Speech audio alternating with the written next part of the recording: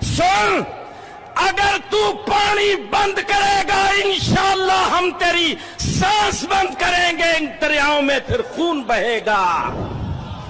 भारत को कहना चाहूंगा कि सिंधु हमारा है और सिंधु हमारा रहेगा।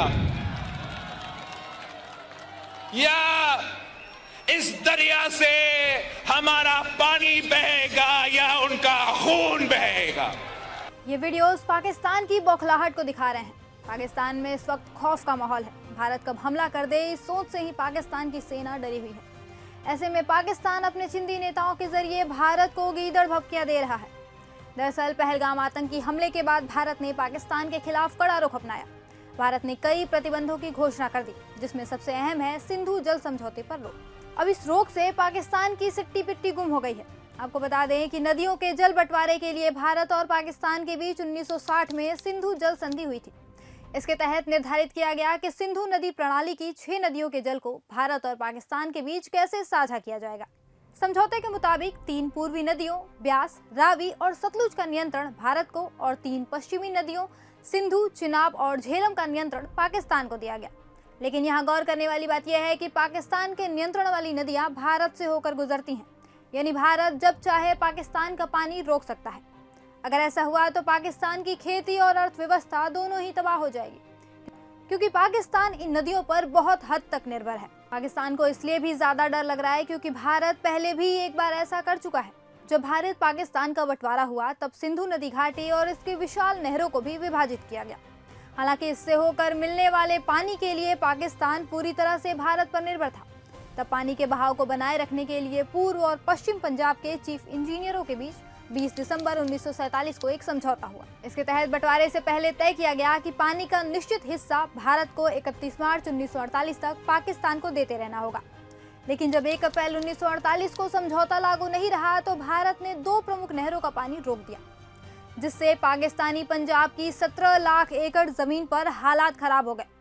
अब पाकिस्तान को डर सता रहा कि कहीं भारत फिर से ऐसा ना कर दे, क्योंकि पाकिस्तान की 80% खेती योग्य भूमि सिंधु नदी प्रणाली के पानी पर निर्भर है।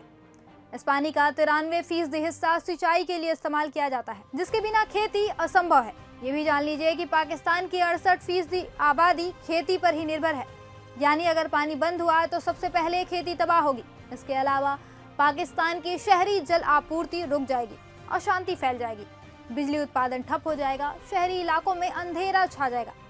मतलब कि भारत एक झटके में पाकिस्तान में तबाही ला सकता है, ये सब सिर्फ पानी बंद करके। और अगर कहीं युद्ध छिड़ गया तब तो पाकिस्तान में कुछ बचेगा ही नहीं। पाकिस्तान की हालत पहले से ही खस्ता हो रखी है।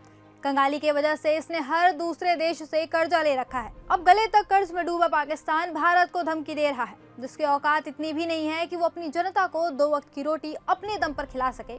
वो भारत को आंख दिखा रहा है। हालांकि पाकिस्तान भले ही ऊपर से शेर बनने की कोशिश कर रहा है, लेकिन अंदर से उसे भी अपनी औकात पता है। यही कारण है कि जब भारत सरकार ने सिंधु समझौते पर रोक लगाई तो पाकिस्तान घबरा गया, सफाई देने लगा कि पहलगाम में हुए आतंकी हमले से उसका कोई लेना देना नहीं है। लेकिन जब सफाइयों से बात नहीं बनी तो अब पाकिस्तान गीदड़ भभकियां दे रहा है। एक के बाद एक वहां के नेता भारत को धमकाने की कोशिश कर रहे हैं। सबसे पहले पाकिस्तानी खुफिया एजेंसी ISI ने सोशल मीडिया पर हाफिज सईद का ये पुराना वीडियो वायरल किया, जिसमें वो भारत के खिलाफ जहर उगल रहा है। वीडियो में हाफिज सईद कहता है कि अगर भारत ने पानी रोका तो दरियाओं में खून बहेगा। सुन, अगर तू पानी बंद करेगा इंशाअल्लाह हम तेरी सांस बंद करेंगे, इन दरियाओं में फिर खून बहेगा। इस वीडियो के जरिए ISI ने भारत को धमकाने की कोशिश की। आप जान लीजिए ये हाफिज सईद वही है जो भारत में आतंकी हमलों की साजिश रचता रहता है। पहलगाम हमले के पीछे भी लश्कर-ए-तैयबा का नाम सामने आया है, जिसका चीफ हाफिज सईद है। हाफिज 26/11 मुंबई हमलों का भी मास्टरमाइंड है। हाफिज के बाद पाकिस्तान के पूर्व विदेश मंत्री बिलावट भुट्टो जरदारी ने भी भारत को धमकी दी। बिलावट भुट्टो ने कहा कि सिंधु नदी में या तो हमारा पानी बहेगा या फिर उनका खून बहेगा। सिंधु दरिया हमारा है और हमारा ही रहेगा। भुट्टो ने कहा कि सिर्फ इसलिए कि भारत की आबादी ज्यादा है वो ये तय नहीं कर सकते कि पानी किसका है। बता दें कि 22 अप्रैल को आतंकियों ने जम्मू कश्मीर के पहलगाम में 28 लोगों की जान ले ली। आतंकियों ने सबसे पहले लोगों से उनका धर्म पूछा और फिर हिंदू जानने के बाद उन्हें गोलियों से भून दिया। हमले के पीछे पाकिस्तान का हाथ था तो भारत ने तुरंत एक्शन लिया और पाकिस्तान से सिंधु जल समझौते पर रोक सहित कई तरह के रोक लगा दिए, जिससे पाकिस्तान में खलबली मच गई है। अब पाकिस्तान बौखलाहट में उल्टे सीधे बयान जारी कर रहा है।